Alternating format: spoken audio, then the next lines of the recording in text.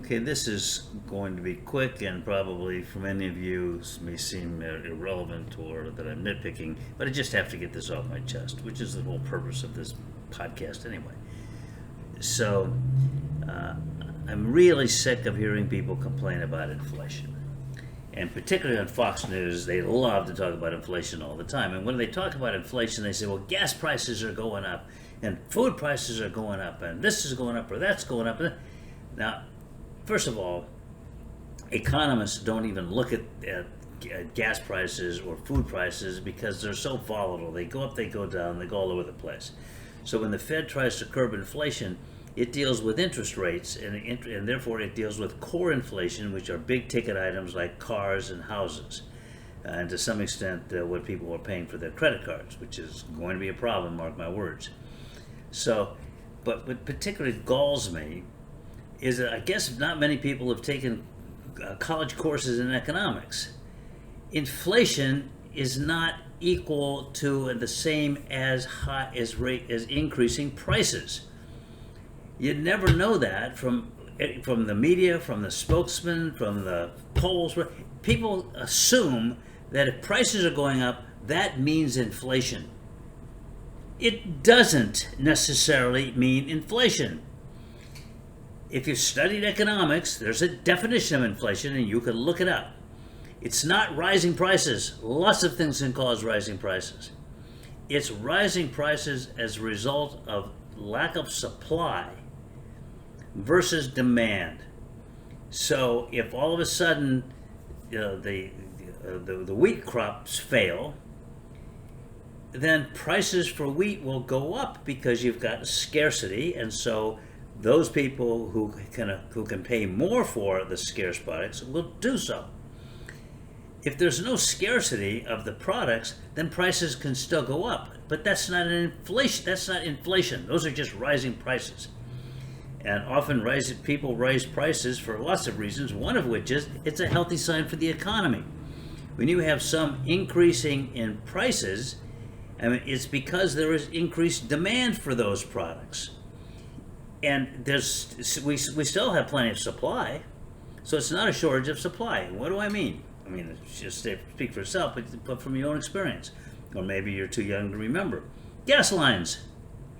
Remember the gas lines when Jimmy Carter was president? That's why Ronald Reagan won the presidency. So if you have gas lines, it's because there's a scarcity. And people line up, and remember we had rationing. You could only buy so many gallons and so on. Or if you did buy it,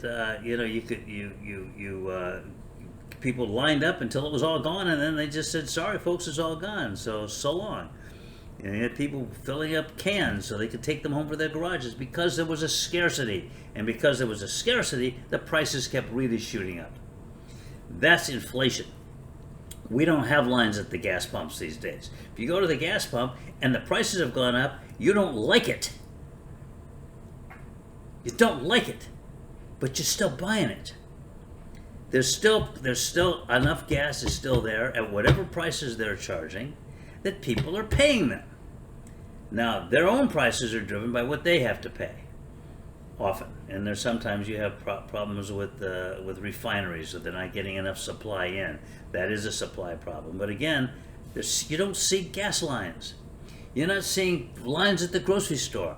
You're not seeing the ridiculous nonsense we saw when COVID broke out and you couldn't buy toilet paper in the grocery store because all these morons were running around stocking up on toilet paper because they had heard somewhere on Fox News probably that we're going to run out of toilet paper in this country and we're going to have to go back to using bark off of trees, which that's how I grew up. It didn't seem such a big deal in those days. So that's okay. I made that up. Do I have to explain when I make things up, or do you people can you sometimes gather when I say something that's totally absurd that maybe I made it up? Because I get people saying, "Wow, is that true? Did you really use bark off trees?" Of course. What do you think? We used the bark while it was on the trees? I don't even want to get into that. That's not it. Now I won't be able to get that thought out of my head for the next week, and neither will you. This is what you get for watching this program. Don't ever watch this program. It's the only advice I can ever give you, because you're going to get mental images like that could destroy your life. And please, never let your kids, if you have any, watch this. And if you are kids, turn this off, because this is not a fit program for minors. So, getting back to inflation. So every time gas prices go up, Fox News people run, oh, there's inflation. No, there isn't because there's no gas lines. It's just something that people don't like, paying more money for something if they can get it for less money. Hello, that's human nature. And boy, you haven't seen people not take vacations.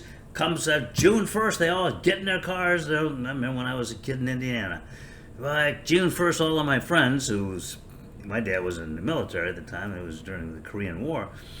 But these other kids, their parents weren't in the military, and they'd grab all their kids the first thing they could and throw them in a car, and they would drive all the way out to the Grand Canyon. And I felt like, wow, what a loser I am. And then what the really bad thing was the first day of school when the teacher would say, well, where did everybody go for your summer vacations? And they'd call them in, and I'd say, well, I stayed home and played with them. You stayed home? Yeah, we didn't go anywhere. Why didn't you go anywhere? Well, because, and I would make up something like all of our legs were broken. But all these, they couldn't wait to get out of Indiana, because you can't blame for wanting to get out of Indiana, I guess, although I kind of liked it as a kid. But it's like, off they go. Everybody's in their cars, and off they go. Well, that hasn't changed.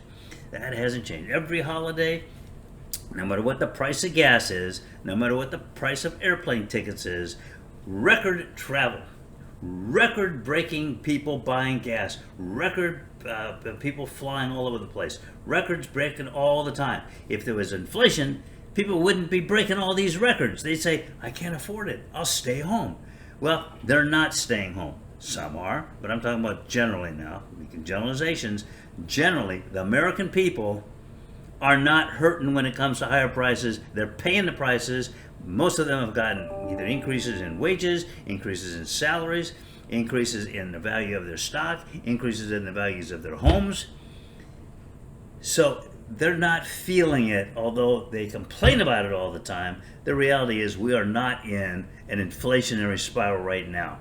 And we better cross your fingers and hope that whatever the price increases are, and they're minor, that they continue, because the economist knows that you have to have some, and I'm going to use the word inflation, although I don't really mean it, you have to have some inflation, you have to have some push on the demand side in order to stimulate increased supply. And when you have increased supply, that means you hire more people, it means the economy is off and running, and that's what this economy is doing. So please, the next time you hear somebody crying and whining about inflation, do me a favor, will you?